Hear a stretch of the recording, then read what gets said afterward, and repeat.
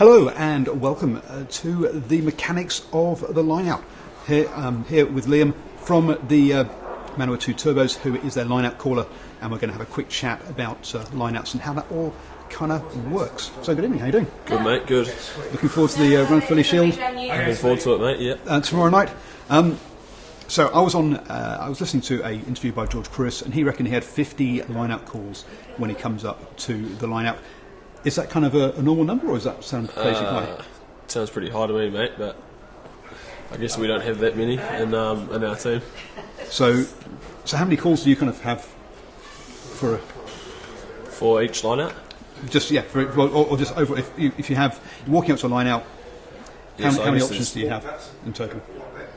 I guess we do have quite a few options, but they're all, I guess, different to how many people in the line out and stuff like that. So yep. If we have a 5-man line out, there might be 8 or 9 options or something like that. So so you have 8 or 9 options for 5-man, about the same again for a 7-man. Yeah, pretty much that's everything. So you have got about 30 odd options, give or take. Yeah. Yeah. Okay, so it's a few less than that. And why is I used to be a hooker back in the day as a 13-year-old, and at hooker I actually called the lineouts. Oh yeah. So how come it's always the locks that call the lineouts? Have you ever seen a hooker doing it? Nah, I haven't seen a hooker doing it for a while, mate. Maybe when I was under 10 or something. I guess we just can see the space and do our research early in the week, and yeah, I'm not too sure, mate, why a hooker doesn't do it anymore, but I guess the main thing is seeing space and different calls, obviously, or different jumps in different places. So, but the call's made before you get to the lineout, isn't it? So you not necessarily. So you can change it actually on the. Yeah. Okay, so yeah, you can see the space, whereas he's on the sideline. So if it's been called, if you change it at the last minute, he can't see that space. Yeah. And to me, when I was calling it, it was basically we had red green group. So either went to 2-3 or 2-5 or the back, and that was it. We were very basic, as I say. It's under 13s. Yeah. When you're making that call, how much involvement does the fly half and the scrum half have in that discussion? Because if it's coming off the top to them, they'll have a move as well. Yeah, so I guess the 10 pretty much calls what he wants, and it's just my job to win us the ball from there. So he'll tell us how many numbers he wants, and that's pretty much it, whether he wants a drive or off the top. And apart from that, it's up to me. Okay.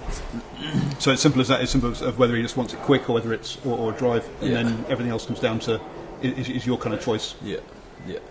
And how sort of preset is it? And so do you know, like tomorrow, do you already know the first time that we have a kick to the corner, our call is going to be X, or will you actually make it up, or will you actually decide at the time? Yeah, I guess so. We have a field map, so we'll know in different areas of the field, and we'll be doing different things and what we want to achieve and stuff like that. But hopefully our research that we've done early in the week will sort of give us a rough idea of what we want to do. But if they're not giving us those pictures, we're going to have to change last minute. So it just depends on what we see. Okay. Matches, I had a chat with your coach after the game last weekend, and I asked him if you'd noticed that, because a lot of your tries last weekend came up middle, and whether he'd seen something in the defensive line at half time. He said no, that was you guys making the call on the pitch and playing what's in front of you. So it sounds like you're, as a team, you're very much, he gives you the freedom to choose to play what you guys see. Yeah, it was pretty much all on the game drivers on the 9-10. Right. So they pretty much run the show, and we're just getting the ball, mate. That's good. Just bashing it over the game line and letting them give them an armchair ride for the. That's the story. For the win. I say our calls were just green red group when I was a kid. Obviously, I don't want to know what your calls are for this at the moment. But what's the weirdest set of calls you kind of had? I lived in Spain for a year, so I was calling lineouts in Spanish. Oh, That's pretty weird. So are you fluent in Spanish, or do you? No. So all you knew was actually the lineout. I just know a few numbers. I could order a beer, and I could book a table for at a restaurant. That's about it. And I remember one famous thing that one of the Lions on their tour to South Africa learnt. What's the bloody language over South Africa? I'm blank now.